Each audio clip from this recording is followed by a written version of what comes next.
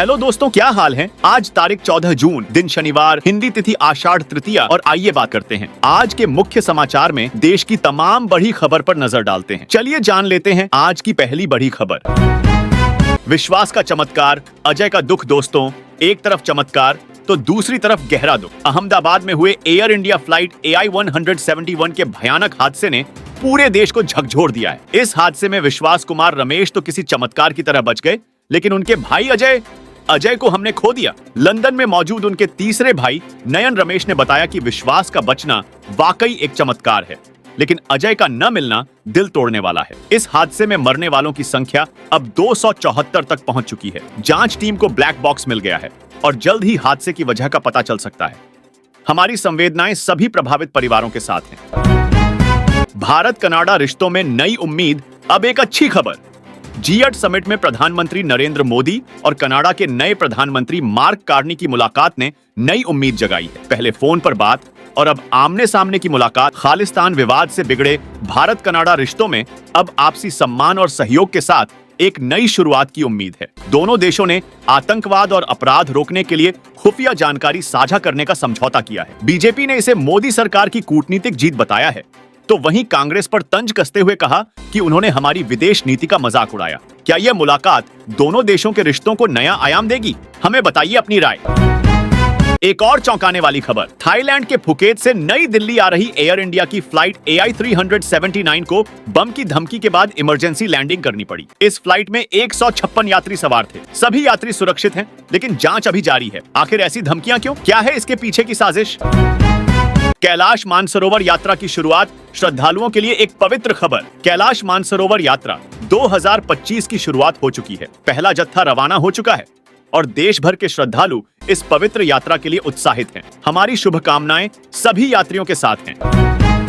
Operation सिंदूर से rising lion. Bharat Israel की एक जैसी रणनीति। दोस्तों, भारत और इजराइल की दोस्ती और उनकी रणनीति ने दुश्मनों को कांपने पर मजबूर कर दिया है। भारत ने आतंकवाद के खिलाफ पाकिस्तान में ऑपरेशन सिंदूर चलाया, तो वहीं इजराइल के प्रधानमंत्री नेतन्याहू ने ईरान में ऑपरेशन राइजिंग लॉयन के साथ जवाब दिया। दोनों नेताओं की जीरो टॉलरेंस नीति और रणनीति में गजब की समानता है। क्या दोनों देशों का सहयोग भविष्य में और मजबूत होगा? भारत का सुदर्शन चक्र, अभेद्य डिफेंस सिस्टम। भारत अब अपने डिफेंस सिस्टम को और मजबूत करने जा रहा है। S-500 और थार्ड जैसे सिस्टम को टक्कर देने वाला सुदर्शन चक्र डिफेंस सिस्टम भारत बना रहा है। इससे न सिर्फ हमारी निर्भरता अमेरिका और रूस जैसे देशों पर कम होगी, बल्कि मेक इन इंडिया और आत्मनिर्भर भारत को भी नई ताकत मिलेगी। दुश्मनों का हर वार अब खाली जाएगा। हिमाचल में सांप्रदायिक तनाव। हिमाचल प्रदेश के सिरमौर जिले में एक दुखद खबर। एक हिंदू युवती के किडनैपिंग के मामले में दो समुदायों के बीच तनाव बढ़ गया। पांवटा साहिब में पत्थरबाजी और लाठीचार्ज में एक ASI समेत 10 लोग घायल हो गए। पुलिस ने धारा 143 लागू कर दी है और भारी पुलिस बल तैनात किया गया है। हमारी अपील है कि शांति बनाए रखें।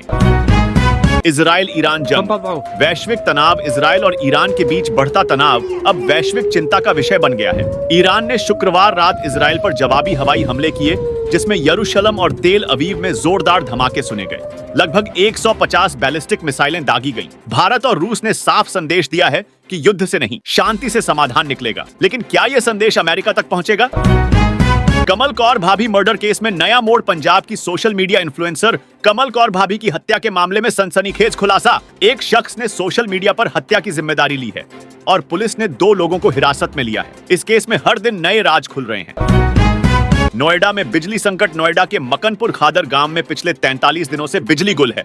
ट्रांसफार्मर खराब होने की वजह से लोग गर्मी में त्रस्त हैं। ग्रामीणों ने सांसद से शिकायत की। पावर कॉर्पोरेशन के चेयरमैन ने तुरंत समाधान के निर्देश दिए, लेकिन अधिकारी अब भी टालमटोल कर रहे हैं। आखिर कब तक लोग इस तरह की लापरवाही झेलेंगे? दिल्ली में पानी की किल्लत।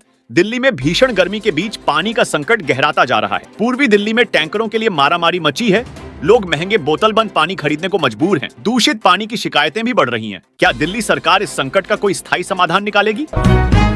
रेलवे में अवैध यात्रा पर कार्रवाई। गोरखपुर में सप्तक्रांति एक्सप्रेस की पेंट्री कार में विजिलेंस की छापेमारी ने बड़ा खुलासा किया। 39 अनधिकृत यात्री 1500 रुपये देकर दिल्ली जा रहे थे। 27 यात्रियों पर जुर्माना लगाया गया, जबकि 7 को जेल भेजा गया। पेंट्री कार मैनेजर फरार है। आखिर रेलवे में ऐसी लापरवाही क्यों? दिल्ली की नई शराब नीति। दिल्ली में नई आबकारी नीति की तैयारी जोरों पर है। मुख्यमंत्री रेखा गुप्ता ने साफ कर दिया है कि नई नीति भ्रष्टाचार मुक्त होगी और सामाजिक सुरक्षा पर खास ध्यान दिया जाएगा। क्या यह नीति दिल्ली में शराब के कारोबार को नया रंग देगी? मुंबई के माहिम में मखदूम शाह दरगाह के पास एक भोजनालय में सिलेंडर विस्फोट ने दहशत मचा दी। इस हादसे में एक व्यक्ति की मौत हो गई और 7 लोग घायल हैं। दमकल विभाग ने स्थिति को नियंत्रित किया, लेकिन यह हादसा हमें सुरक्षा के प्रति और सजग होने की चेतावनी देता है। गाजा में युद्ध विराम प्रस्ताव। संयुक्त राष्ट्र महासभा में गाजा में तत्काल युद्ध विराम का प्रस्ताव बहुमत से पारित हो गया है। 149 देशों ने इसके पक्ष में वोट किया, लेकिन भारत ने मतदान से दूरी बनाए रखी। क्या यह प्रस्ताव गाजा में शांति ला पाएगा? भूटान से एक और खबर। शुक्रवार देर रात 3.5 तीव्रता का भूकंप आया, जिससे लोग दहशत में घरों से बाहर निकल आए। भूकंप की गहराई 10 किलोमीटर थी और यह आफ्टर शॉक के लिए संवेदनशील है। हमारी प्रार्थना है कि सभी सुरक्षित रहें। हरियाणा में नया नियम। हरियाणा में अब खुले में बार चलाना इतना आसान नहीं होगा। आबकारी विभाग ने सख्त आदेश जारी किए हैं। शहरों में बार का क्षेत्र 1000 वर्ग मीटर से ज्यादा नहीं हो सकता और सार्वजनिक मार्ग पर बार की अनुमति नहीं होगी। क्या यह नियम शराब के दुरुपयोग पर लगाम लगाएगा? जम्मू कश्मीर के मुख्यमंत्री उमर अब्दुल्ला ने श्रीनगर में जनसंपर्क कार्यक्रम में लोगों की समस्याएं सुनी। चाहे आईआईटी जम्मू की वेंचर फंड की मांग हो या कश्मीरी भाषा के प्रचार की बात, मुख्यमंत्री ने सभी समस्याओं के समाधान का आश्वासन दिया है। यह है जनता के लिए सच्ची सेवा।